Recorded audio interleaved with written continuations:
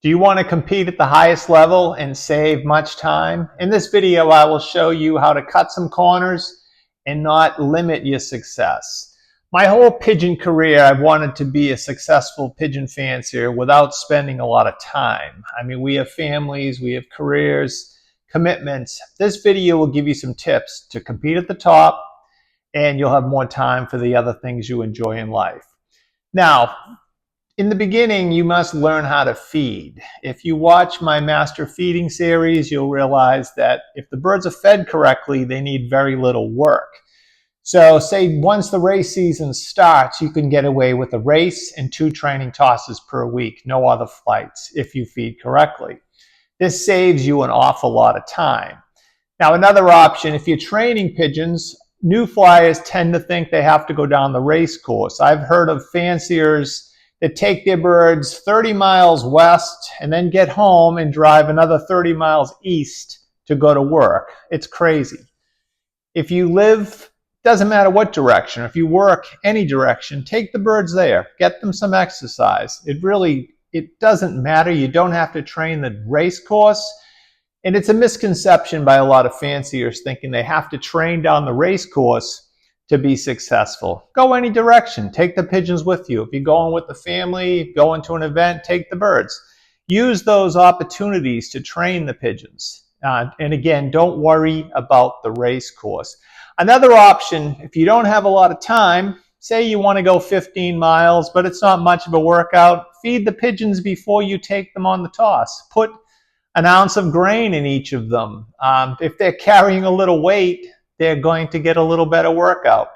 Another option is go into the wind. If you can find a highway and go against the wind, take the birds 15, 20 miles, make them fly into a headwind. You get more of a workout with less time. A couple of minor tips that you can use when training pigeons.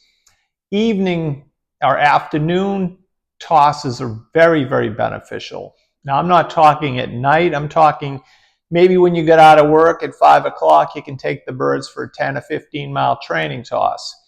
As long as they're home, within an hour before dark, they tend to race and beat the sun. It really gives them an incentive to come out and go when you train afternoon. So if you can't train in the mornings, take the birds in the afternoon. Another tip, when you're starting young birds, there's no need to give 1 toss per day. If you have a Saturday and you said, well, today's my day, I'm going to start my young birds training, give them 5 or 6 tosses in the same morning. Take them half a mile, take them again a half a mile. When they come home, give them 15, 20 minutes, let them eat just maybe a handful of feed, take them a mile. Wait a little while. Take them 2. In the first morning of training, you may have them out 5 miles. The next time you could do the same thing, but you could probably go from 5 miles to 15 miles within the same day.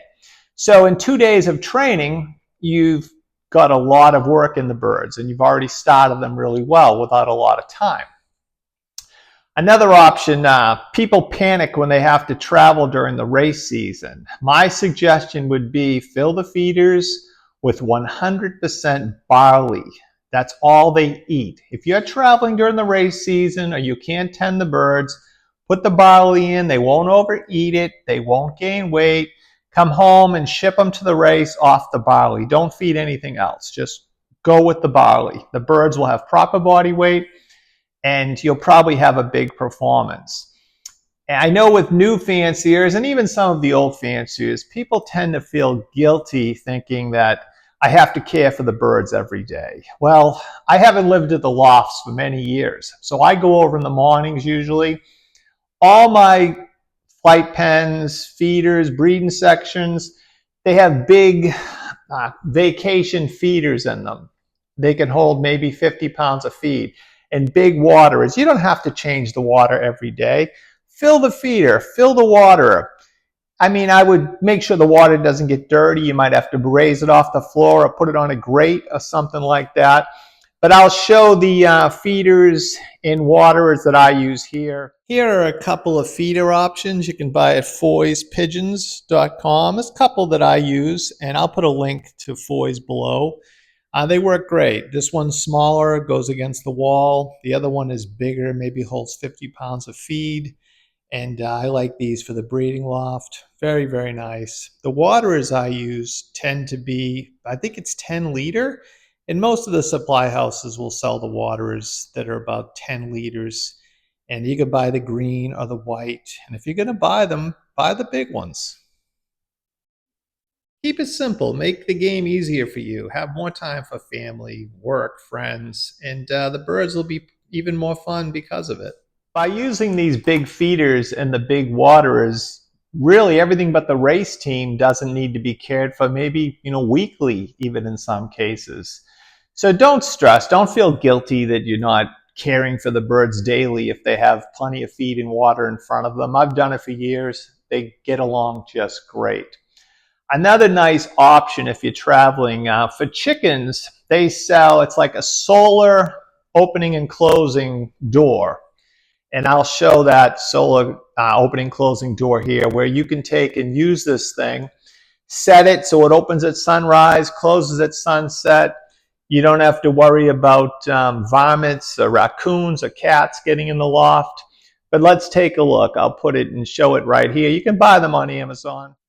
By using these automated openings, you can travel, you can train your birds and not have to worry about being home after dark or even till the next day.